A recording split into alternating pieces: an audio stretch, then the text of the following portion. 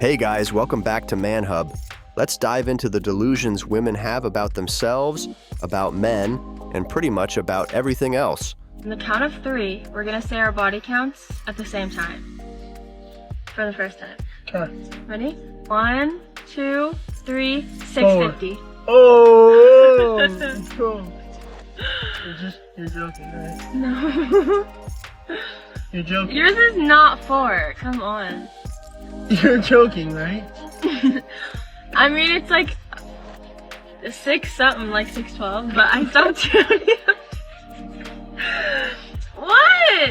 You're fucking joking. I stopped counting. What are you talking about? 650 is crazy. I'm not gonna be with anyone since we're together. I'm like, dude, screw that. You've been with the whole freaking city, dude. Dude, no, I haven't. Dude, why are you mad? I don't know if I'm attracted to you at this current moment, nor will I be in the future. Rude. Well, you lied. That's rude. You told me it was 3, and I was your 4th.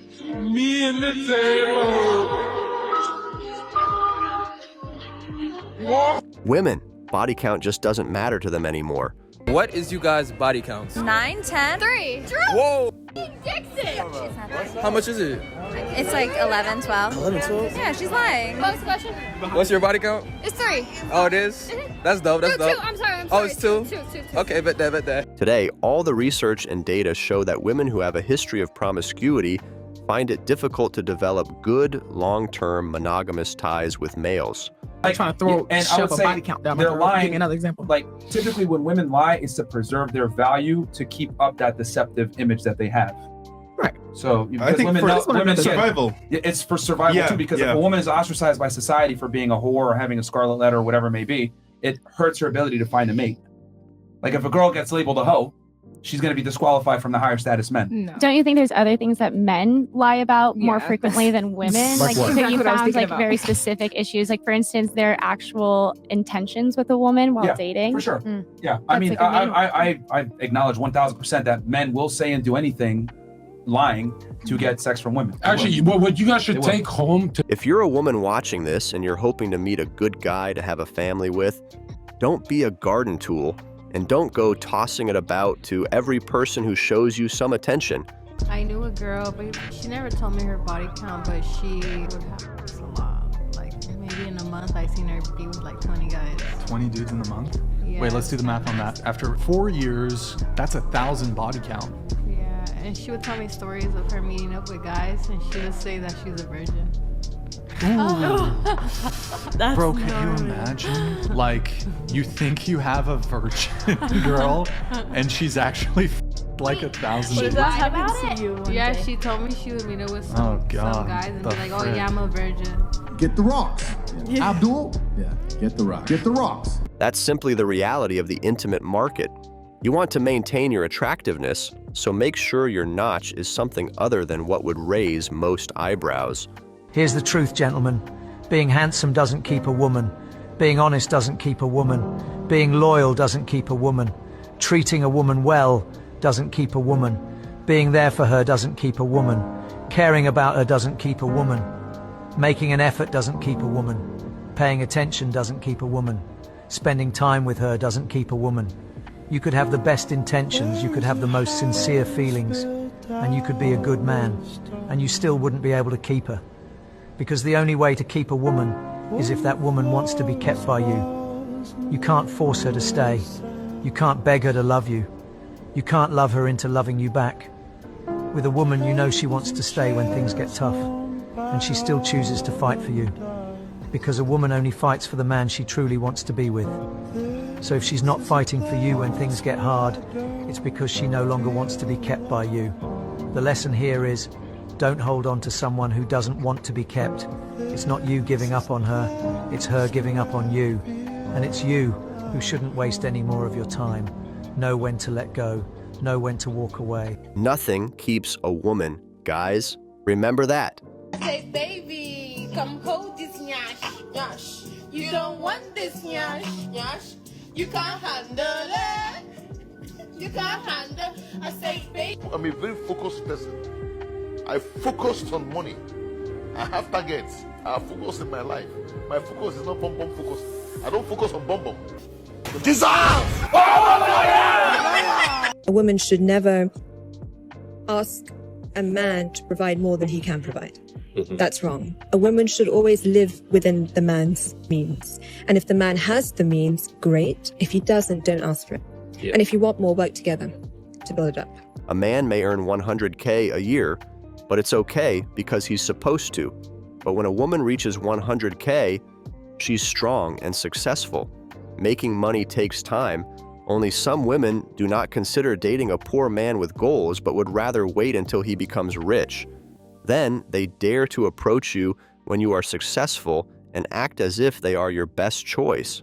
So more physically attractive, I would say more emotionally available, more romantic, more energy, optimistic for the future, more time to live life and travel the world before starting a family, more fertile, less baggage and trauma. That's really big. The more relationships you've had, you get more baggage, you have more relationship trauma, you're jaded. More open to new ideas, more agreeable, typically easier to build a life with. Like we were talking about before, the more partners you've had, you've probably landed on a guy who's a top G. And once you've been with a really top guy, you're not going to be happy with Mr. Normal. Of course, it's all men's fault.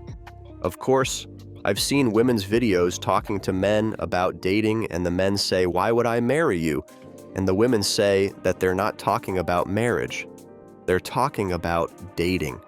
The men point out that men date someone they think has marriage potential, and the women are always like, no.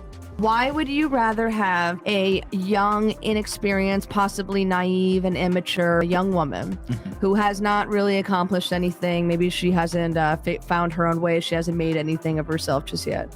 Why would you want that over a woman who is older, wiser, more experienced, and more independent? She's not going to take all your money. She doesn't need you, but she wants you. A guy values a woman's sexual purity above all things because we can build off of that. Guys want a woman with low body count first and foremost. That's the ultimate flex. Not how much you can throw it down on him fucking doggy style, or how much you can throw that ass back, or your BBL, or your 1900 lip injections. None of that shit matters. Are you a or are you not a? And if you're not, oh, guess what? Gold tier status. Marriage isn't as hot as it used to be. Women were different a couple of decades back. Now, it just doesn't make any sense.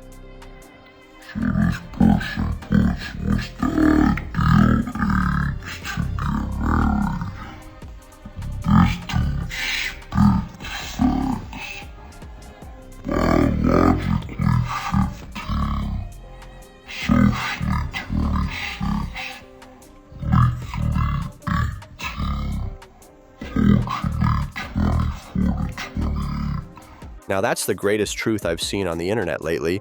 What's the ideal age to get married? Logically, never.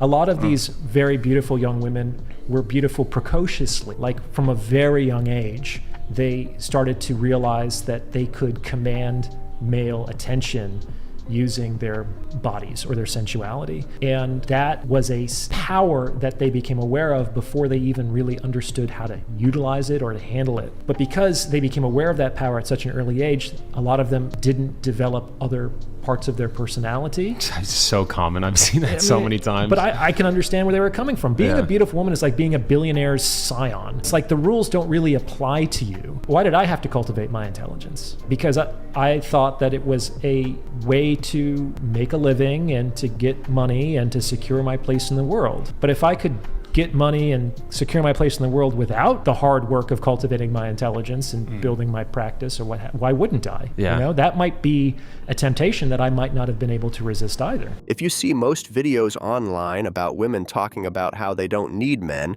you'll notice that they're usually drunk women and party girls saying we don't need men speaking on pure emotion and not thinking through what they're saying.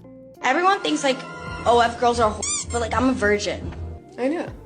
Do you collab with guys though?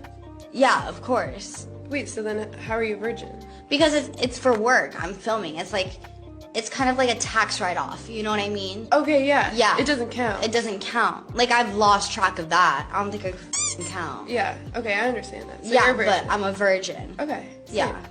Men love to make their lives harder. Like, why are you driving a manual car? Why are you modding out your car? Like, just get a car with a backup camera. Stop being broke.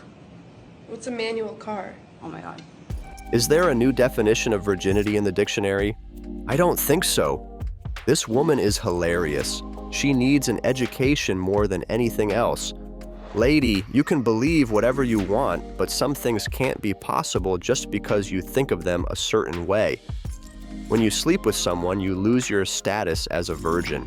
When you sleep with many men because of your job, that just means you're riding the carousel. Saying you are a virgin, and if a dude believes it, is sad for the dude. A true virgin will not say she is one, and the only way to know is through her demeanor, conversation, and how she reacts to conversations regarding the taboo subject of intimacy. And he loves it. You better put that fucking door right the fuck down! No way. Oh my gosh. Sorry, you're a mature. That's normal.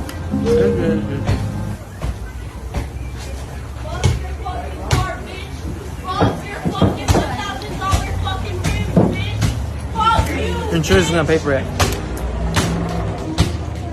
I just got it too. Right, you? Yeah. Fuck, this is hot. I mean, this is really good though. Oh, it's calling a cop? Thanks a lot. You need color? No. Oh my god. I think she's the therapist. She's gonna need one for sure. I mean, That's it? That's what you can do? You're doing it. That's one chill dude. He's had enough of the woman to deal with. He's learned his lesson. He's not going to simp anymore. Damn, it's a one-sided contract. She took his money and dipped. Out of the divorce, I got $600,000.